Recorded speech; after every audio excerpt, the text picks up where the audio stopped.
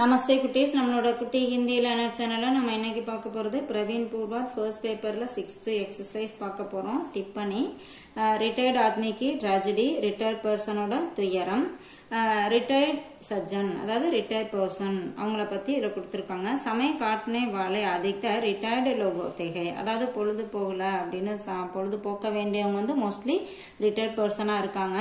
कुछ पूजा में घंटों लगाते हैं, कुछ तुच्छ बातों पर बहस करते हैं. அதாவது ஒரு சிலர் வந்து மணிக்கணக்கா பூஜை பண்றாங்க, ஒரு சிலர் வந்து ஒரு சில விவாதங்கள் பண்ணி நேரத்தை வந்து போக்குறாங்க.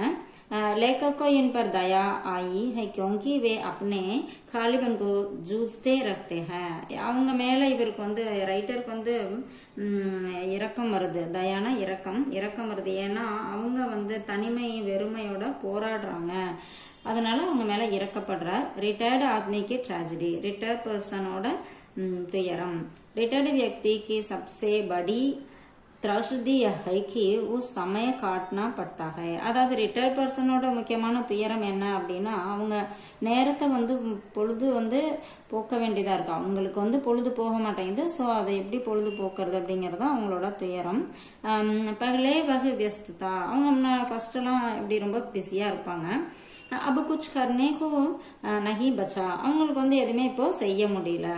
कुछ पूजा में कुछ व्यर्थ बातों में समय बिताते हैं. ஒரு சிலர் வந்து பூஜையிலையும் ஒரு சிலர் தேவையில்லாம பேச்சுக்கள்லையும் டைம் ஓட்டுறாங்க, அதாவது பொழுது போக்குறாங்க. लेखक को ऐसे लोगों पर और भगवान पर भी दया आई.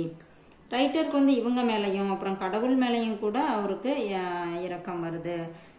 ரிட்டையர்டு ஆத்மி से झगड़ा, अगर रिटायर आदमी से झगड़ा ना रिटायर पर्सन கூட சண்டை. लेखक के पड़ोस में एक बेरोजगार युवक और एक रिटायर्ड बुजुर्ग दोस्त बन गए. அதாவது இந்த ரைட்டரோட பக்கத்து வீட்டுல வந்து ஒரு வேலை இல்லாத ஒரு இளைஞனும் அப்புறம் ரிட்டையர்ட் பர்சன் ரெண்டு பேரும் ஃப்ரெண்டா இருந்தாங்க. दोनों समय काटने के लिए बातें करते थे पर अंत में உன்னை ஜக்டா ஹோ கயா. அவங்க ரெண்டு பேர் வந்து பொழுது போக்குறதுக்காக பேசிக்கிறாங்க, ஆனா கடைசியில சண்டை வந்துடுது. क्योंकि दोनों अपने अपने अनुभव को श्रेष्ठ मानते थे. ஏன்னா ஏன் சண்டை வருதுன்னா, ரெண்டு பேரும் அவங்க எக்ஸ்பீரியன்ஸை தான் சிறந்தது அப்படின்னு சொல்றாங்க. ஒருத்தர் இன்னொருத்தரோட ஒத்துக்கல, அப்ப சண்டை வந்துடுது. रिटायर्ड आदमी की समस्या, रिटायर्ड पर्सनोட प्रॉब्लम. एक रिटायर्ड गणित शिक्षक जो लेखक के परिचित के சசுர்தே, அதாவது ஒரு ரிட்டையர்டு மேக்ஸ் டீச்சர் இருந்தாரு. அவரு வந்து இவருக்கு தெரிஞ்ச ஒருத்தரோட மாமனார். கண்டோ லேக்கக் சே பாத்தேன் கர்த்தே தே, அதான் மணிக்கணக்கா ரைட்டர் கூட பேசிட்டு இருக்காரு. லேக்கக்னே உன்சே பச்னே கே லியே ராஜ்நிதிக்கு சர்ச்சா சுருகி. அவர் வந்து அவர்கிட்ட இருந்து தப்பிக்கிறதுக்காக என்ன பண்றாரு, அரசியல் விஷயம் பேசுறாரு. ஸோ அவர் அந்த மாதிரி வேற மாத்தி பேசும்போது அவரு கிளம்புறதுக்கு வாய்ப்பு இருக்கு அப்படிங்கிற மாதிரி. बाद में घरवालों के कहने पर उन्होंने बच्चे को गणित सिखाना शुरू किया. அதுக்கப்புறம் என்ன பண்றாரு, வீட்டுல இருக்கவங்க வந்து கேட்டுக்கிட்டபடி அவரு குழந்தைகளுக்கு மேக்ஸ் சொல்லித்தர ஆரம்பிக்கிறாரு. जिससे सबको शहद मिली, அதனால எல்லாரும் அப்படியே நார்மலா போயிடுறாங்க அப்படிங்கிறாங்க.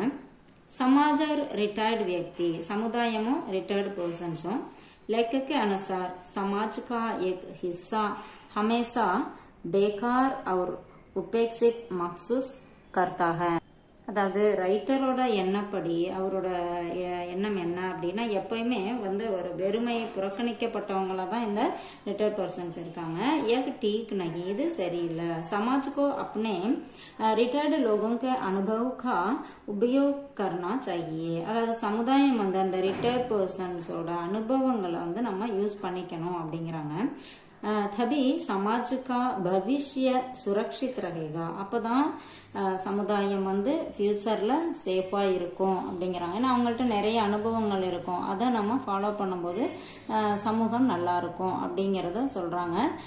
ஸோ இது கொஞ்சம் ஷார்ட் பண்ணி கொடுத்துருக்கேன் இந்த டிப் பண்ணி, உங்களுக்கு ரொம்ப யூஸ்ஃபுல்லா இருக்குன்னு நினைக்கிறேன். தேங்க்யூ.